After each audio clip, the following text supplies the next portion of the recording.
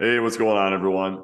So everyone has the best intentions to follow a nutrition plan, and then bam, you get invited to someone else's house, you go on a vacation, you have a work dinner, you and your family want to go out for dinner on a Saturday night, and then all of a sudden, that seemingly perfect plan has been derailed.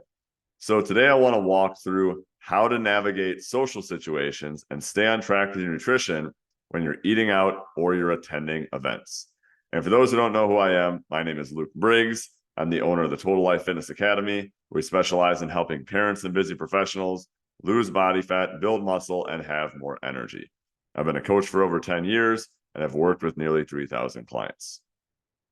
So first off, I want to go through the most common challenges that you'll face in social situations when it comes to your nutrition. So let's be honest, following a nutrition plan would be much easier if we didn't always get invited to events. And I'm no exception. Our family has numerous events in the coming weeks. And recently we had multiple kids' birthday parties, our anniversary, Mother's Day, and we've got other parties and events coming up this month as well. And a lot of our parents inside of our coaching program travel every weekend for their kids' sporting events. So there are a lot of people who are facing challenges. And I want to go through a few of the biggest challenges right here. So number one is peer pressure. You can have the best intentions, but hey, friends and family members say, come on, have a bite, live a little. How often do we get together? And going one step further, you have those judgments or those comments from others about your food choices. And these leave you feeling self-conscious, discouraged. They make you feel bad or guilty about turning down unhealthy choices or following your plan. Number two, there can be a lack of healthy options when we're in social situations. So a lot of these social events, there are going to be a lot of unhealthy choices like snacks, high-calorie appetizers, high-calorie drinks, other things. Number three, time constraints. You feel like you don't have enough time to prepare healthy meals when you're always going to all these social events and with work and with the kids and with life and everything else. You're just like, the time, it's against me. Number four, emotional eating triggers. I know some people who are absolutely great with their nutrition when they're by themselves. However, as soon as you get them with other people or with certain people, their friends or family or coworkers, whoever it is, those people just trigger them to eat poorly. And then that leads to social eating and then mindlessly eating unhealthy food. Number five, unpredictable portion sizes. So you don't usually know, oftentimes, what portion sizes are going to be at certain social events. So it can feel difficult to track your calorie intake and stay within your nutrition plan because you don't know what the portions are that are going to get served there. Number six, a lack of control over ingredients. So you don't know what ingredients are in each food. So some foods may be way higher in calories than you think. So let's give an example. Let's say meatballs. Let's say you're using MyFitnessPal to track your food. You go into MyFitnessPal and then you type in meatball and it comes up as 50 calories. But then you look at the actual meatball and it's loaded with all these other ingredients and it's actually realistically 300 calories. So the discrepancy there is quite large. So there's a lack of control over the ingredients. So now what you may be wondering is, well, how do I actually navigate these challenges? And thankfully, that's what we're going to talk about today. So we're going to talk first about how to navigate social situations when it comes to eating when you're at someone else's house. We're also going to discuss later how to do it at a restaurant. But before we start, I want to talk about a couple of caveats. So the first one is that the seriousness of your goals will dictate your choices. So if you just want to be in like okay shape, like you're like, I just want a flat stomach, I want to be reasonably fit, you can probably have more flexibility with your nutrition plan. Now, if you want to be in great shape where you're like shredded, six-pack, ripped, you have less flexibility with your nutrition plan. Now, am I saying you can't ever have foods that you enjoy if you want to be in really good shape? Absolutely not. However, if you are constantly finding yourself losing weight during the week, assuming that your goal is weight loss, which a lot of people listening to this, that is your goal, and then all of a sudden you just gain it back every single weekend or after social events, you need to be more stringent in your approach, or you're simply going to continue to get the same results, which is gain weight, lose weight, gain weight, lose weight. And then before you know it, 6 months have passed, a year has passed, 2 years have passed, and all this effort that you've been putting in has basically been for naught because nothing has changed, because you have not changed your eating habits on the weekends or at social events. Number 2, caveat that I want to go through is that you need to have self-awareness. You need to know yourself. Are you the type of person who can just stop at one drink or one dessert once you get going? Or are you the type of person who will continue to binge on unhealthy choices once you start? You're like, once I have one drink, I know I'm going to have more drinks. Once I eat one dessert, I know I'm going to have more things. You just need to avoid those triggers in the first place. Having self-awareness is so important because a lot of the advice that we're going to give today is very contextual on the type of person who you've been in the past. And we talk all the time about how you can become a different person, but you also need to be very self-aware because changing and adapting into a different type of person takes time. So you need to meet yourself where you are right now. So know yourself. So the caveats are the seriousness of your goals will dictate your choices, and you need to have self-awareness. Now let's go through 7 tips to navigate social situations at an event or at someone else's house. Number 1, plan ahead. Number 1, plan ahead. It is amazing how far a few minutes of planning can go. Before going to the event, you want to plan your meals in advance to make sure you have nutrient-dense and nutritious options available.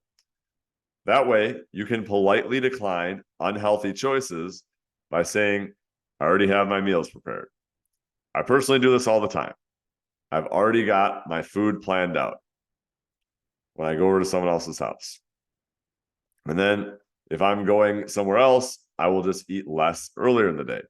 So we recently had our anniversary and we went to a steakhouse. So it's our 7-year anniversary. We want to celebrate. I'm also training for a photo shoot right now. So typically when you're training for a photo shoot or have a serious goal like that, you're not going to be eating out. But I talked with my coach about it. Yes, I have a coach myself because I believe in getting support and I believe in having accountability myself. And we talked it through and she said, yep, it's okay because you're usually very compliant. On other days, just follow these parameters. And what I did was I had one of my 440 calorie meals beforehand. I have like 2,100, 2,200 calories to budget for. And then when I got to the steakhouse, I looked ahead of time. I got a 16-ounce New York strip because it's a lean steak. I asked the server if I could have steamed vegetables on the side instead of, the veggies that are stuffed with all sorts of things, or they have oils or sauces on them or butters. So I asked for just the steamed veggies. And then I also asked for the salad. And for the salad, I asked for just the salad, like no dressings, no oils, no croutons or anything like that. And then it was still a great meal. And the steak still tasted great. And then the next day, I didn't balloon up and gain a bunch of weight. In fact, I actually lost weight. Number 2, communicate your goals. So number 1 is plan ahead. Number 2 is communicate your goals.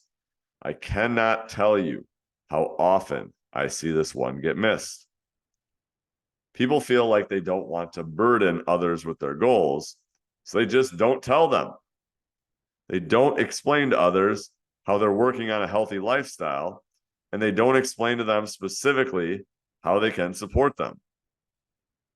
Let your friends and family members know about your nutrition plan and why it's important to you.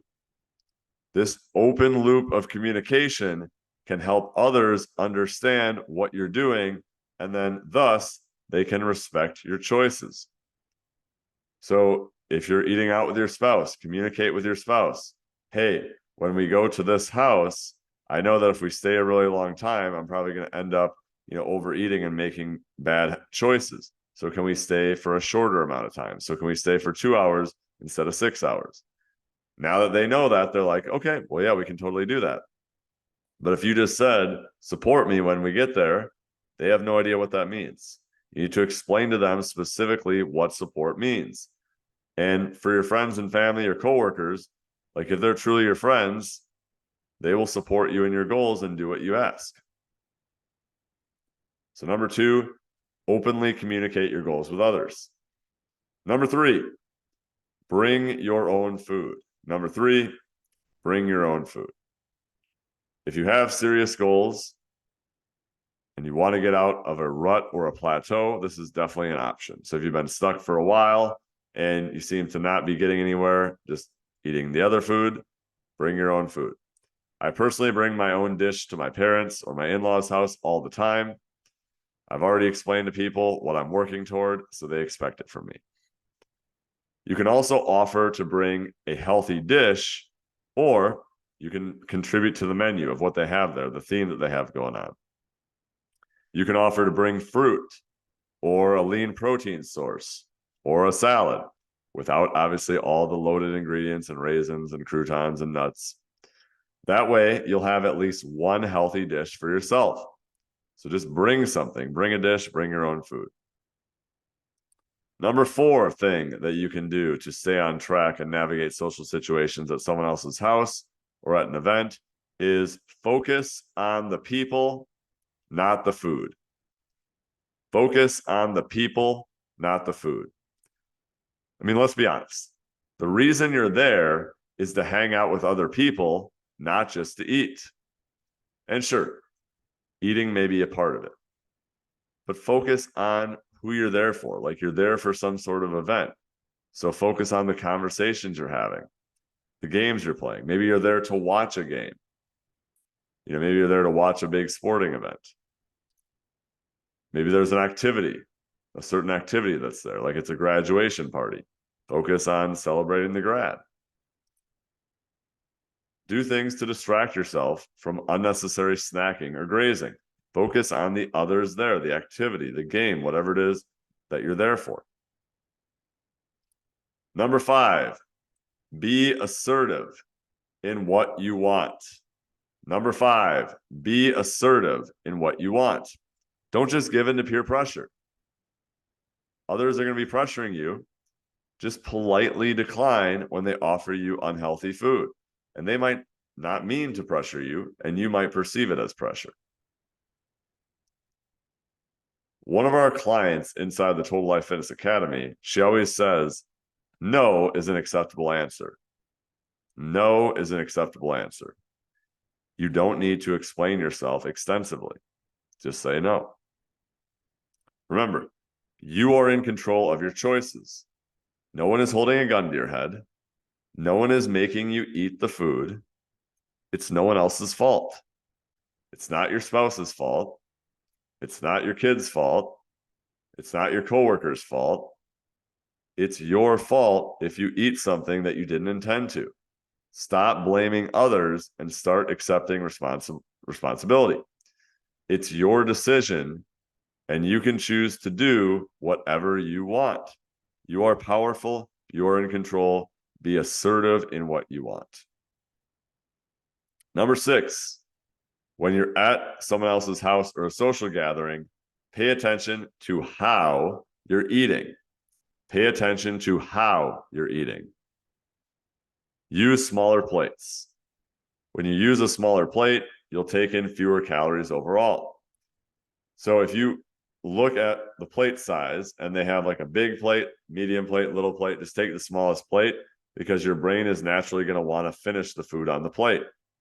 That's oftentimes how we've been conditioned. I need to finish all food on my plate.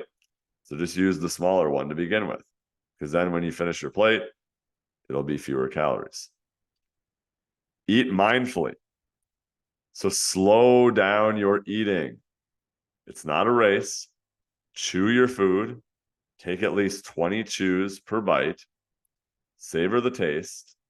That's what you want anyways. You want to savor the taste. Then set your fork or spoon down between bites. Take a bite, set your fork down.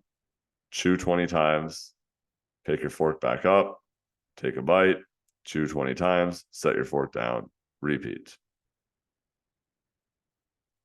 Pay attention to your hunger and fullness cues. Eat until you are satisfied, not stuffed. So you don't need to stuff yourself and eat everything in sight. Just eat until you're satisfied. You're like, I'm okay, I'm feeling good. I don't need to eat anymore. Your body doesn't need that many calories, as many as you oftentimes give it. Your body does need calories, but probably not, 5,000 calories, right? You don't need to feel stuffed. Also, stay hydrated with water. Carry around a bottle of water. Usually when you go to these parties or events, they'll have a water cooler, or you can ask the host, hey, could I have a glass of water? The same part of your brain is responsible for interpreting both your hunger and your thirst signals. The same part of your brain is responsible for interpreting both your hunger and your thirst signals. So if you feel like you're hungry, it may just be that you're thirsty. You don't need to eat all the time. You don't need to eat every hour. Just go get a drink instead. Drink some water. Carry around a glass with you. Stay hydrated. So it's important to pay attention to how you're eating. And then number 7, you may be wondering, so what do I actually eat? We'll go through that right now. Number 1, load up on veggies. There's usually a veggie platter when you get there. So just fill up an entire plate. Carrots, celery, bell peppers, cucumbers. Don't add loads and gobs of ranch dressing or whatever they have there. Just add a little bit. And then you can get, maybe 100 calories and feel somewhat satisfied from just the veggies, which are low calorie, nutrient dense, lots of vitamins and minerals, phytochemicals, things like that. Lean protein. They might have grilled or baked chicken, shrimp cocktail, maybe some slices of lean turkey. Aim for those choices instead, and these options are going to keep you fuller. So lean proteins and veggies, then load up on fruit. Fruit is going to be healthier, lower calorie. You're going to be less likely to overeat it. Then either don't drink alcohol or aim for lighter drinks, like get sparkling water, unsweetened iced tea, infused water. So things like these can help quench your thirst without adding loads of unnecessary calories. And then if you do have alcohol, you could have things like vodka soda, light beer, wine spritzer, skinny margarita. You could have gin and tonic, things like that. And obviously pay attention to the portions that you're having of them as well, like the serving sizes. Like don't just have tons and tons of servings. Like have, a 6-ounce serving or a 4-ounce serving, and then just sip it slowly, enjoy it throughout the course of the evening or afternoon or whatever length of time you're there.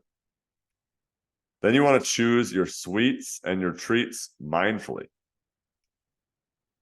A lot of people will just take one bite and then just keep eating. They'll think like, oh, I'm being bad, but it's okay. I'll just get back on track tomorrow.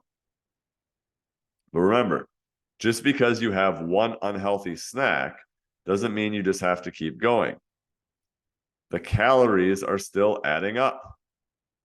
There's a big difference between being 200 calories over for the day and being 2,000 calories over for the day. That's still 1,800 calories. Using the money example, if you go to a casino and you lose $200, you don't just say, screw it, I'm already down $200. I might as well just lose $2,000. It's still $1,800. It's still a lot more money. It's still a lot more calories. 1,800 calories is literally a half pound of fat. Why are you doing that to yourself? You can stop. You don't have to keep going. So that's what to do, or what I would personally recommend at a party or a social situation. Now, the big question is, how do you handle the social pressure from others? Because everyone has good intentions when you go there, and then others are like, come on, have a little more, right? So I'll go through 4 things you can do. Number 1, stay firm and confident.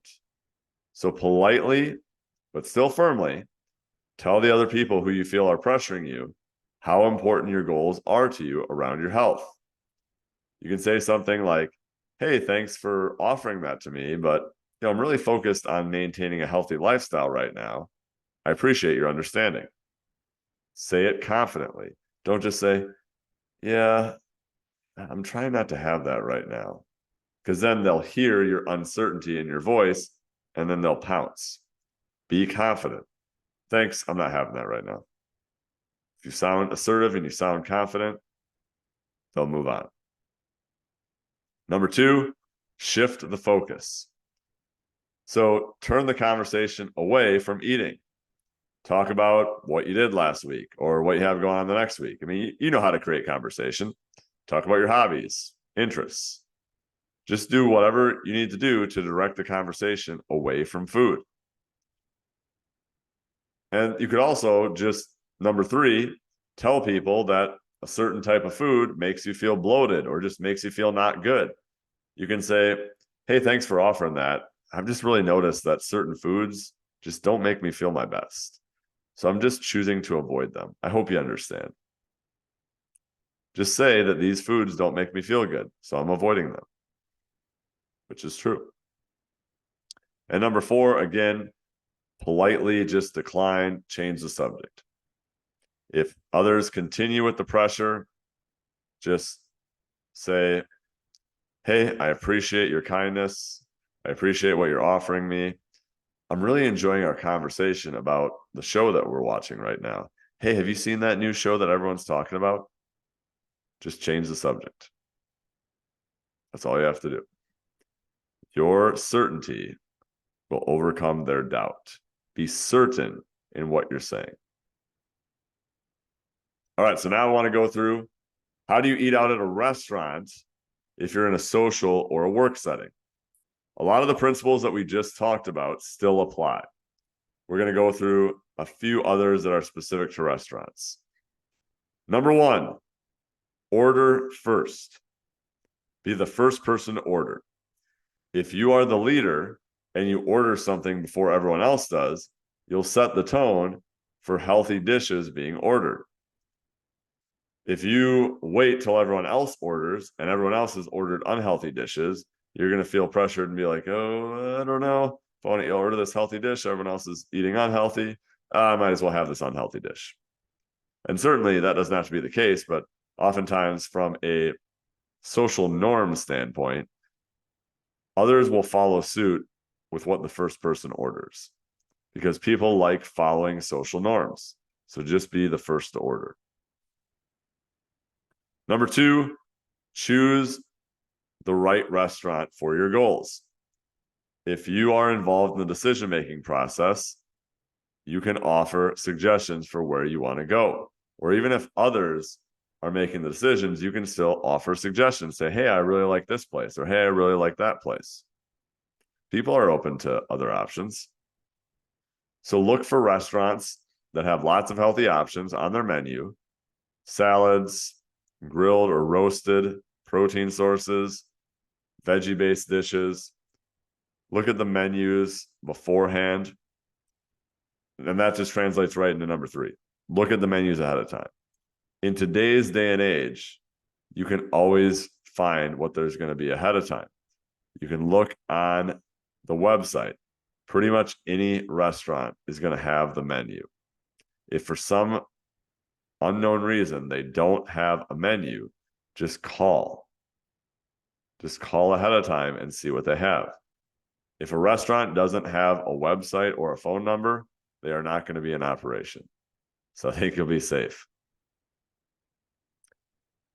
So look for items that are grilled or steamed or baked. Avoid fried foods or things that are heavily sauce-based that tend to be higher in calories. Number 4, keep your portions under control. Restaurants usually serve really big portions. So instead, you have a couple different options.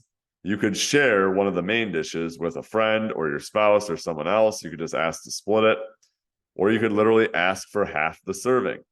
Just say, instead of the whole amount, could you just give me half? Or you could say, could you give me half on the plate and then half in a to-go box or a to-go bag? Just say that at the beginning of the meal and then pack up some of your meal to take home, and then you can enjoy it later or the next day or the following day or the following week or whatever. And that kind of leads right into number 5, which is don't be afraid to ask the server for modifications. In my experience, servers are very willing to be accommodating. You can just ask for dressings or sauces on the side. Ask for steamed veggies instead of fried. Or you can just take a side of fries and trade it out for salad or steamed veggies or something like that. Number 6, prioritize veggies and lean proteins. So fill your plate with veggies and then go for lean protein options like grilled chicken, fish, tofu, something like that. These are generally going to be lower in calories and more nutrient dense than simply just loading up on processed foods.